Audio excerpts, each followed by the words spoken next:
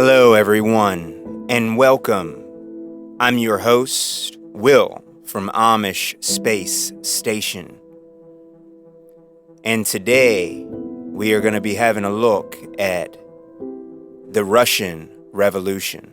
And this is part 1 of 2. This documentary is split in 2 parts, mainly because I want you to be able to digest the truth of what actually happened. And rather than trying to fit hours of information in a 1-hour documentary, I wanted to compress, split it in 2 halves, and operate slowly so that everybody can grasp every event as they actually unfolded. This being part 1 of Those Who Are More, I will be referring to those people as the star people, and I will be indicating the stars of the show. So everyone should understand, whenever that term is actually mentioned, that is who I am referring to, for the purposes of allowing this documentary to be on YouTube. As an introduction, I want to make sure that everyone understands why I want to do this documentary and why it's important for people to learn this information. It is because I have an urgent sense about me that feels that the same events are unfolding today, primarily in the United States of America, as what happened in Russia. And I believe that once people have a firm grasp on what caused these events to actually unfold, they can also learn from it the same way as the enemies of humanity learn which tactics work and which tactics do not. So as we get started, I want to first explain what Bolshevik and Bolshevism actually means. It means those who are the majority.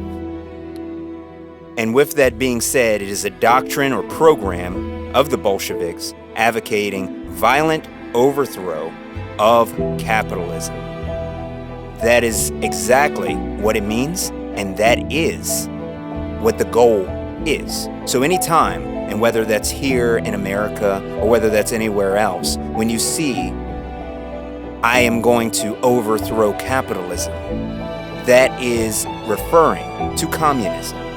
And there is no other way to cut it other than what it really is. We're not here to circumvent and to find workarounds. We are here as practitioners of the Socratic method, and we're here to tell you what the true definitions of these words are and what the intent of these words are.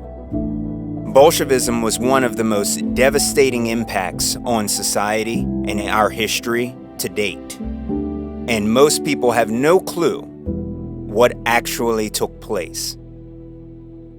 And 1 or 2 or even 100 documentaries is still not enough to actually explain to people the horrors that humans are capable of whenever they're fed the wrong information and their views on life are very one-sided and self-centered. The current estimated death toll, and it's very conservative, is sitting around 66 or 67 million deaths. And that is not including the deaths from World War I or World War II. And that is truly how devastating communism is. Though no one can actually say how many truly suffered and died because of the censorship of the media. And that's why it's important to have the freedom of speech. That is why it's placed where it's at on our amendments. It's because whenever no one knows what's going on, then no one can help and no one can fix the situation. And once it grows and becomes more and more unstable and gets out of hand, you also will not be able to stop it.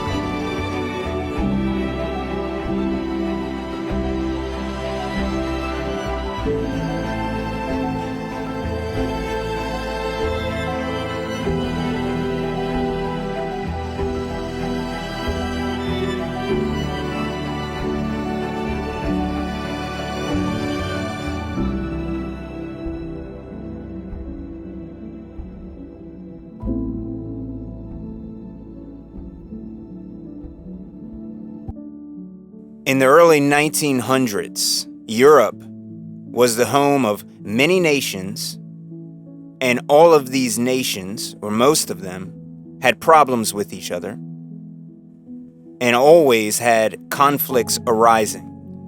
And as the tensions rose, other nations just used their power to fight and continue fighting other nations and seize control. And whenever you're fighting, you're not able to pay attention to what is happening in the background.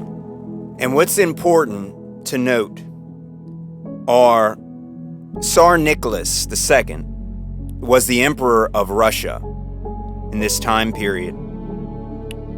King George V was the King of England,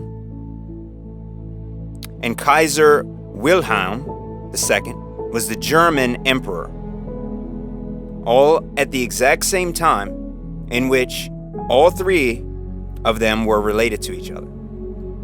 In fact, Nicholas was the first cousin, with King George V.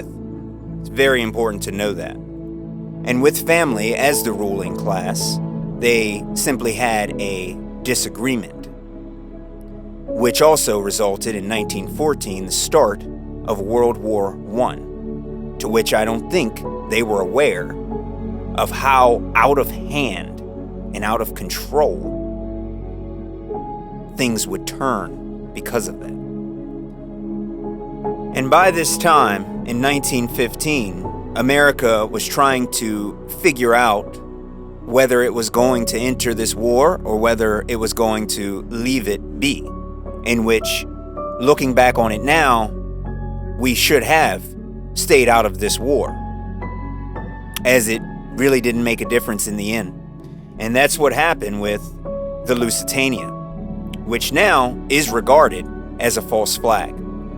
So the British ship, the Lusitania, and also with the help of the Star People's ran media, it became known that it was sank by the Germans during this time period, killing around 1,200 Americans. And around this time, Winston Churchill, head of the British Admiralty at the time,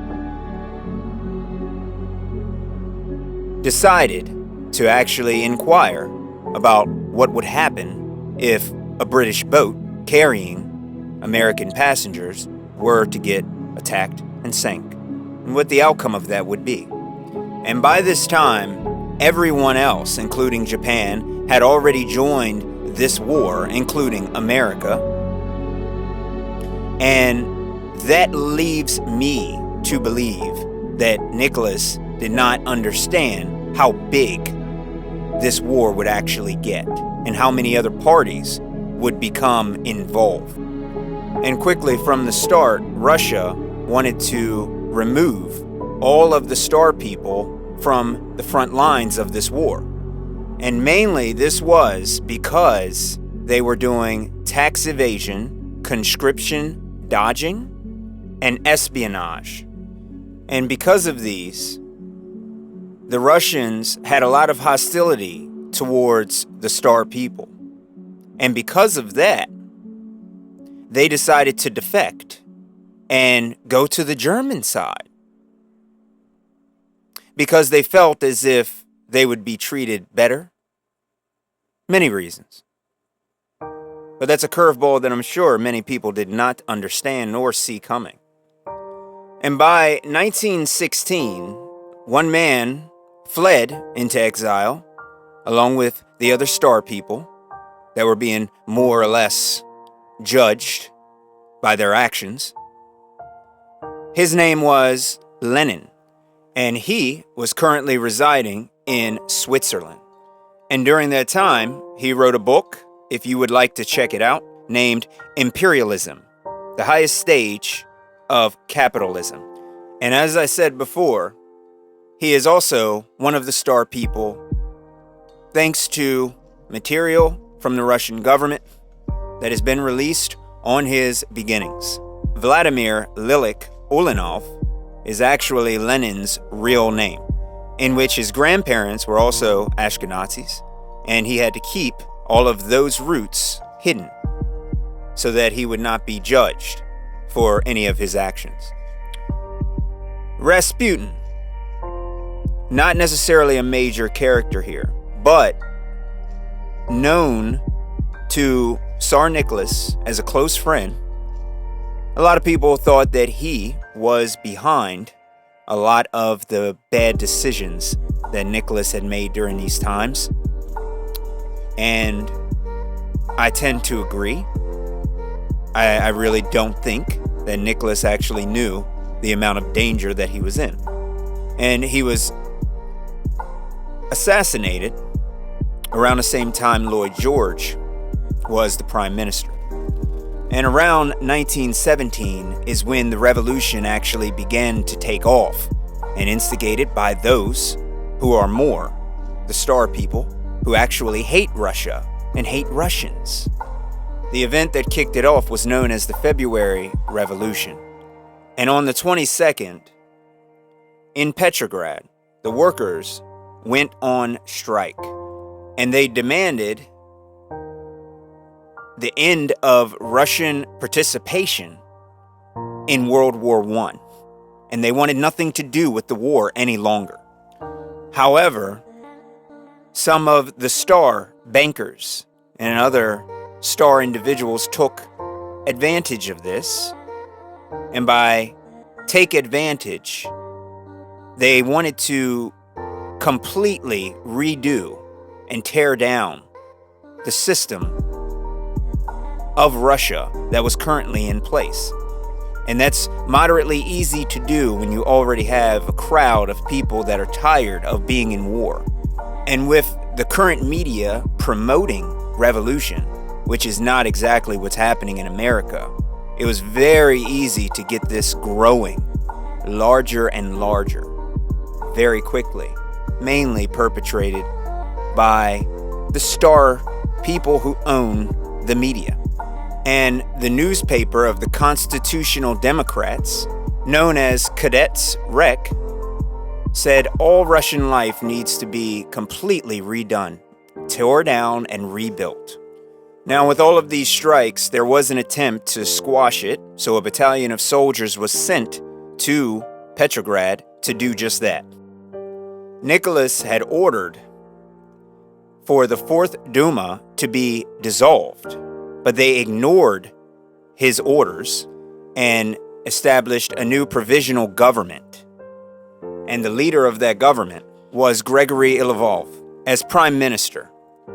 And the soldiers that were sent there to suppress this defected and actually joined the Bolsheviks. And everything completely got out of hand, and this is a very important part. Tsar Nicholas lost complete control of the capital due to this, okay? Which is something that should never have happened to begin with. The Duma and the Petrograd Soviet met again to discuss the further plans for the country, and Tsar Nicholas was delayed and wasn't able to go to Petrograd to actually try and gain control. And by March, everyone had accepted the new government to be the ruling class and the ruling government of Russia. That quickly, that easily, internationally recognized.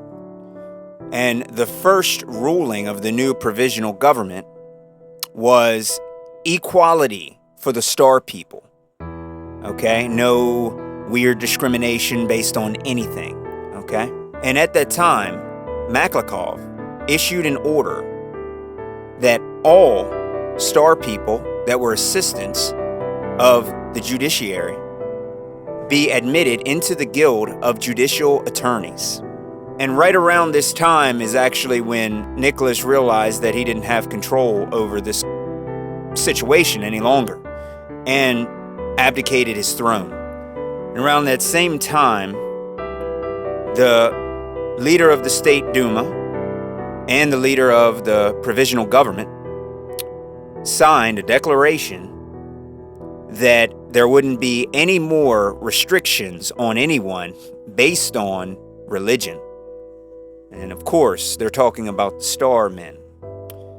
And Later on, the defense minister, Alexander Guchkov, opened up the road so that all of the starmen could become generals in the Provisional Army.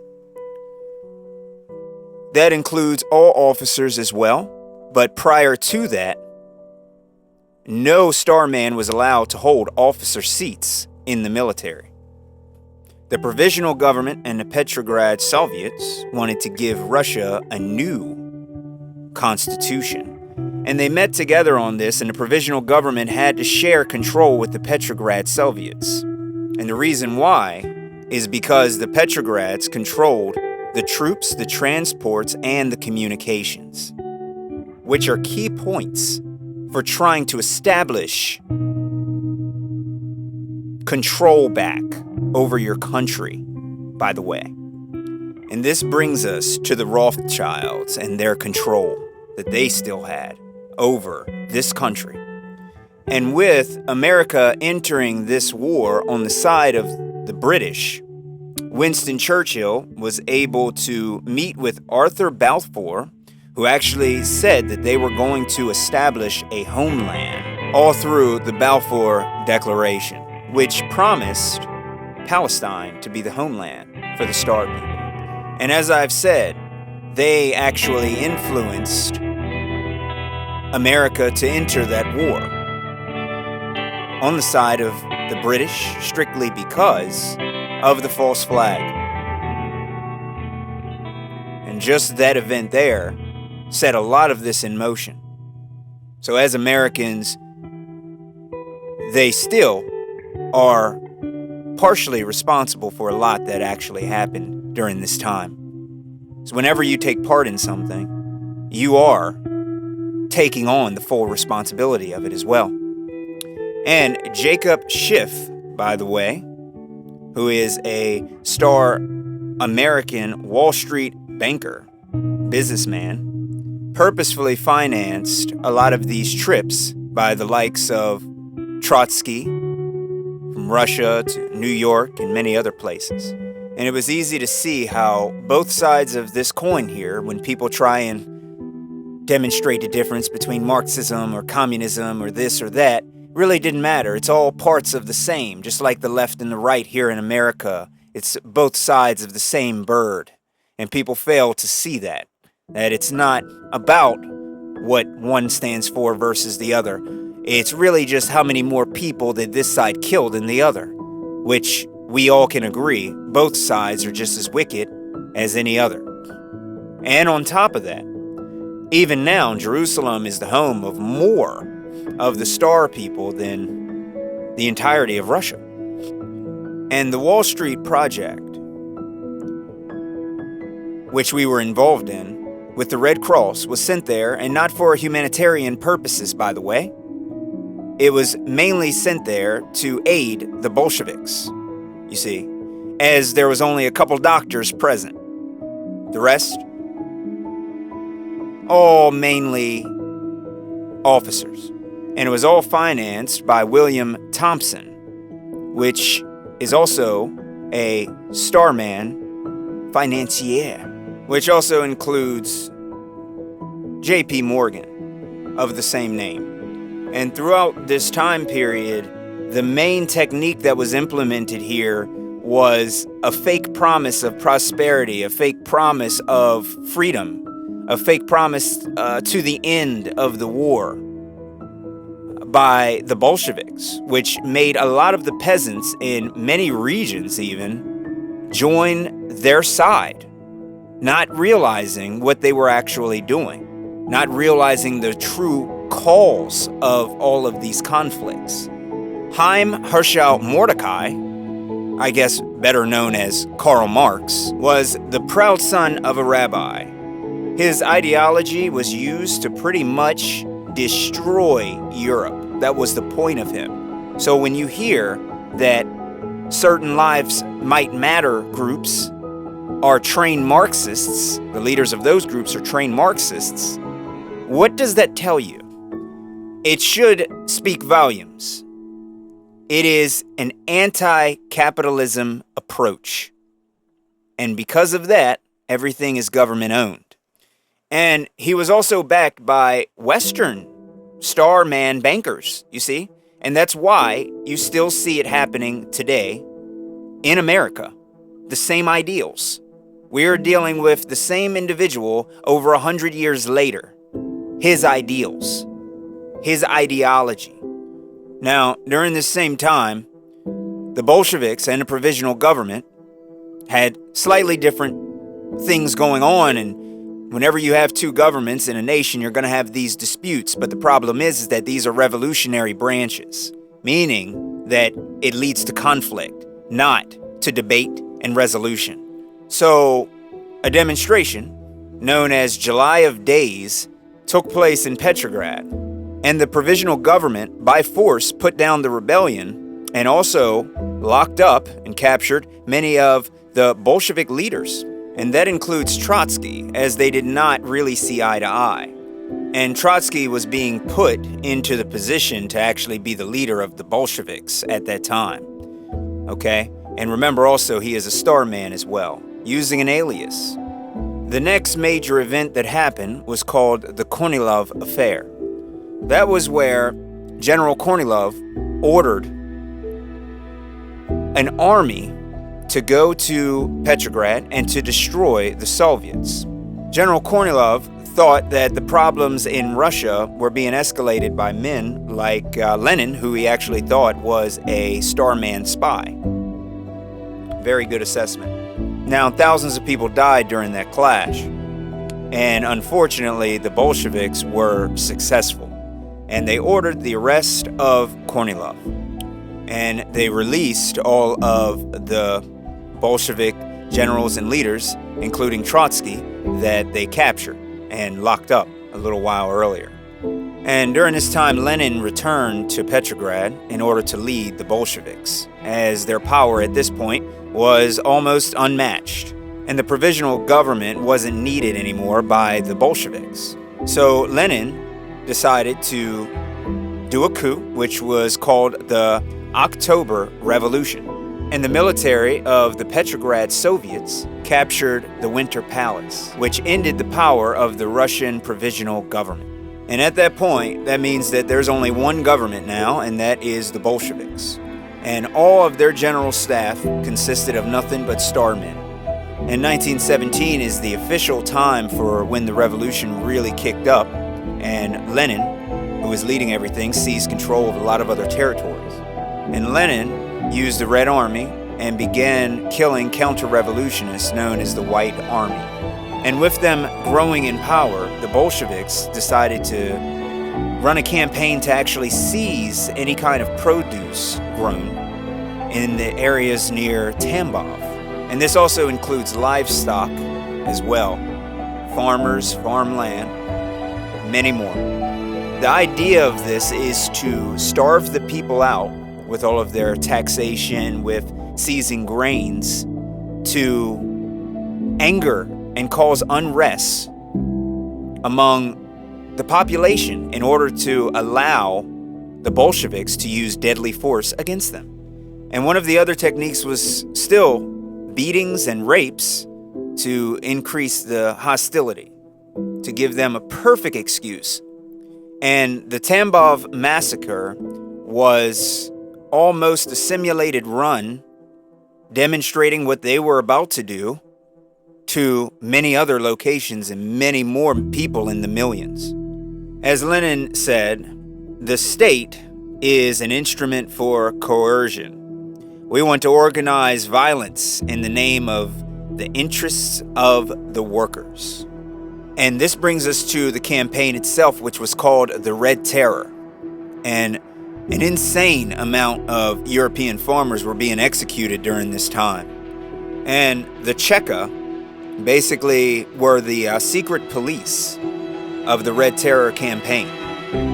And it's been said that at Odessa, they actually tied up the farmers and fed them into boiling water, and even furnaces, which we can see the irony in that. They basically spied on workers, on farmers, said even around 50,000 people were executed for being anti-communists during this time. That was the beginning of the gulags and the concentration camps. And inside the Alexander Palace, the Romanov family, as well as their servants and many other people, were imprisoned. Now, shortly after that, they were moved to Yekaterinburg, and that's their final place before they were killed. And the Bolsheviks didn't tell everyone that they killed the entire family. They said that his wife and kids were moved to a secure location, and Nicholas was the only one they killed. So, as you see, they use all the underhanded tactics and lie, and there is no honor among these type of wicked individuals. And on the 16th of July, on the night, that's when Tsar Nicholas and his entire family, including Anastasia, Olga, these children were all shot and bayoneted to death. And due to this shockingly grim, evil act, there are some of the names that I'm not going to name for the mere purpose that they shouldn't even exist anymore. However, you are free to look up the names of the assassins if you actually wish to. But just know, most of them are all star men. And keep in mind, all of this was known to have happened directly under the order of Lenin. Their bodies were taken to the Koptyaki forest and dumped after they were mutilated. I've been told acid was poured over top of them. I've been told they were bombed, many other things. The assassination of the Romanovs sent a shock to King George, in which he was partially responsible for it himself. It was said that at least one of Romanov's daughters were raped in front of him as he was forced to watch. And witnesses have confessed to hearing the screams as they were being beaten, being tortured, being raped, and many other things.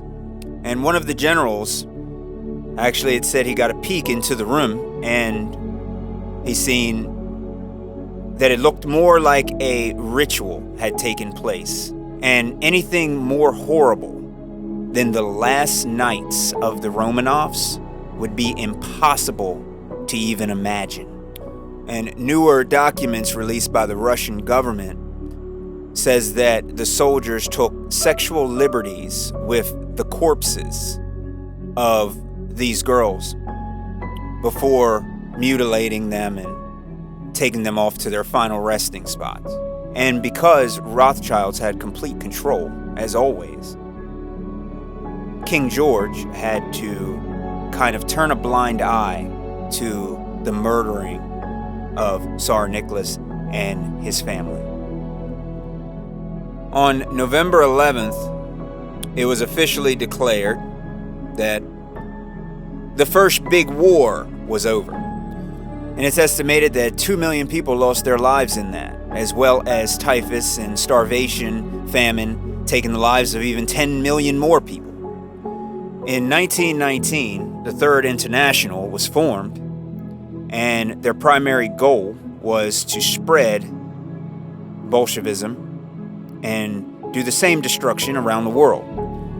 So a lot of these neighboring areas didn't really know what was all happening and were not prepared for invading armies. And they used that, the Bolsheviks used that to their advantage, which leads us up to the Estonian War. And that War of Independence was happening at the exact same time as other clashes. And anybody who opposed the Soviets were all killed. And the royals were killed in the same fashion as the Romanovs. From Latvia, Lithuania, Poland, Ukraine, all of the Soviets wanted to push their beliefs and Bolshevism onto anyone that is a neighboring region. And in the midst of all that, in 1918, Finland decided to declare war on the Bolshevik. With the Red Army being caught by surprise, it allowed the White Army to launch a successful counterattack to them.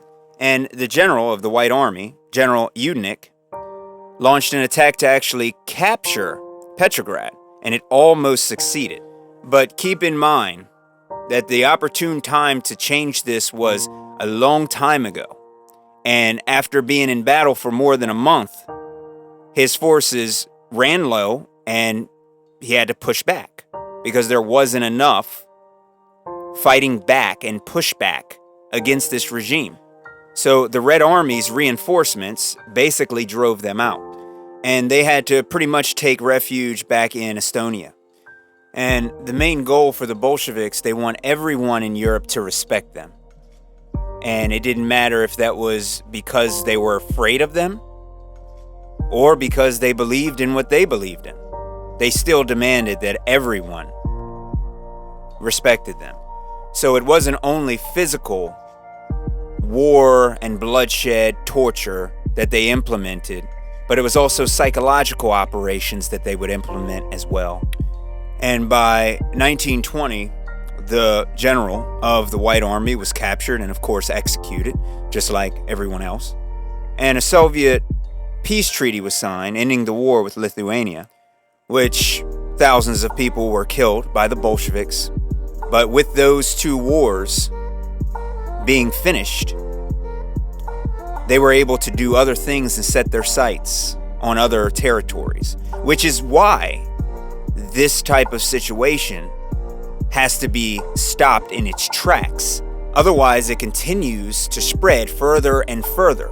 And that's why we have the situation that we have in America today, is the whole point of why I have to bring this together. And they continue to invade all the surrounding areas, including Armenia. And in Armenia, the prime minister actually gave up control of the country over to the Bolsheviks, probably because he understood that this force was way too big for him to even try to oppose at this point. And once it was given up, there was tons of looting and desecration to many, and I mean many, different holy sites throughout Armenia. And by the end of all of the civil conflicts that were happening, the ruble had dropped all the way down. The population was starving. You know, this is what the Bolsheviks did to their people. Okay?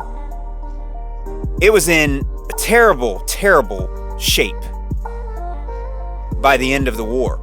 And with the warring going on, okay, 1917, Petrograd's population was like 2.5 million. Okay, to around 600,000 in 1920. So you need to know that that is the destruction that warring and communism will bring to you. And throughout all of the famine, the war-torn nations, and many other things, they still ramped up the rapes, the beatings, all around Tambov. And all that did by fighting and, you know, it's a way for them to weed out who they feel will be a threat to them. And in Tambov, basically farmers, peasants, you know, in the 3 districts there of Tambov, they actually chased down and executed most of the Bolshevik representatives. And the Tambov revolt in 1920 and 1921, the Red Army suffered 237,908 casualties in battles against the peasants. The peasants' losses almost certainly much higher. But it is the greatest peasant uprising in peasant history.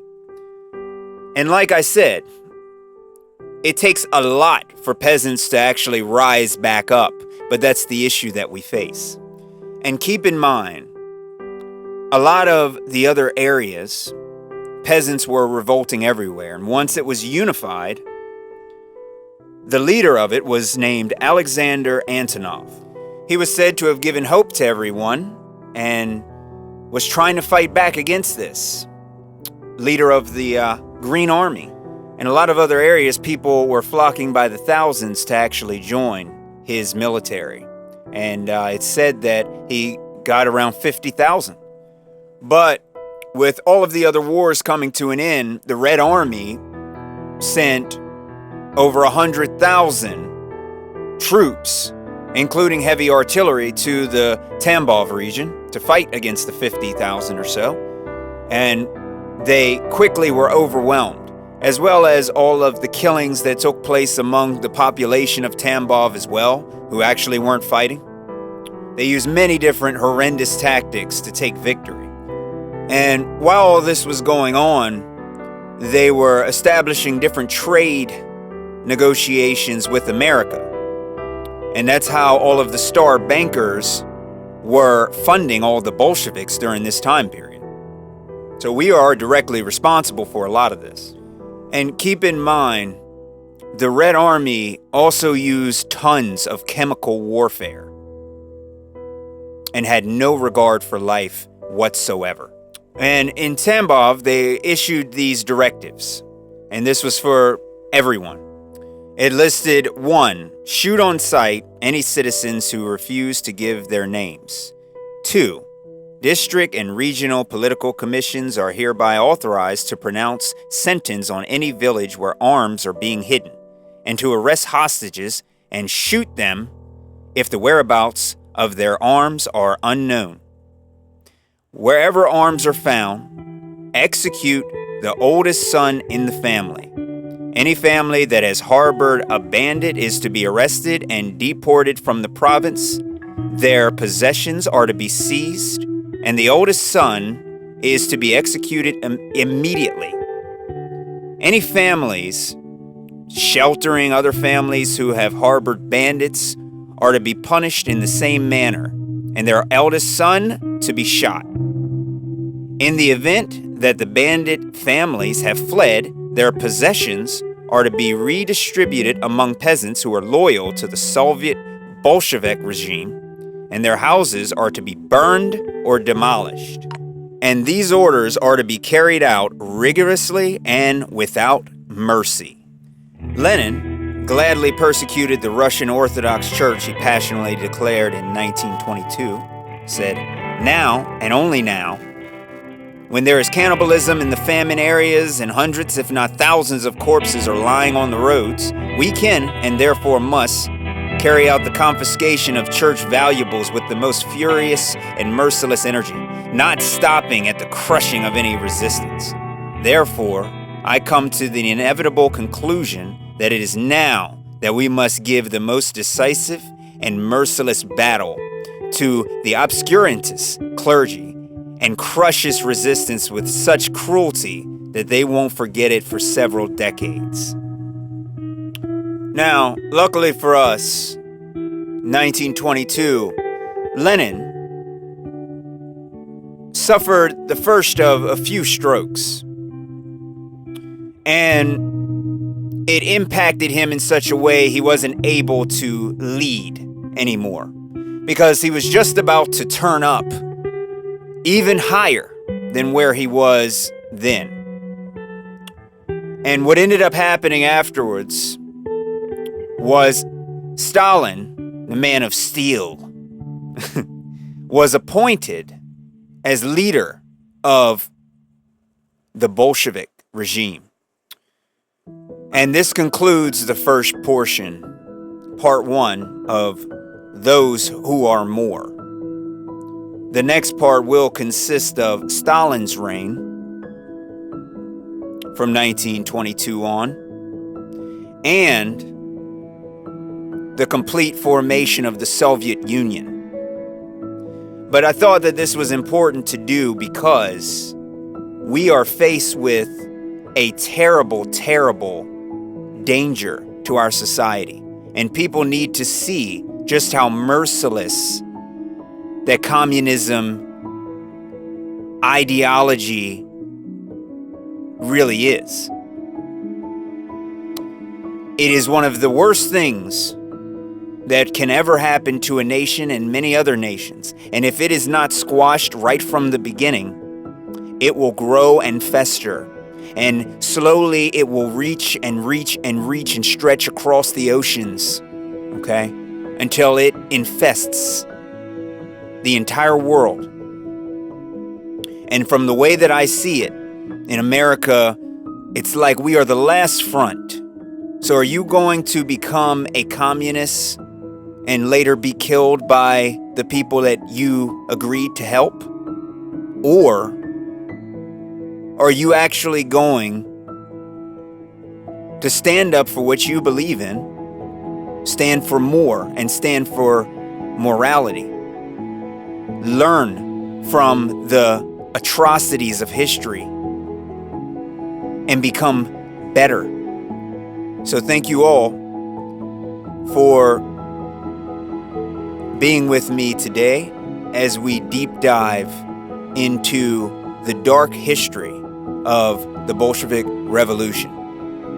Part 2 will be released and concluded. I'm Amish Space Station. I'm out.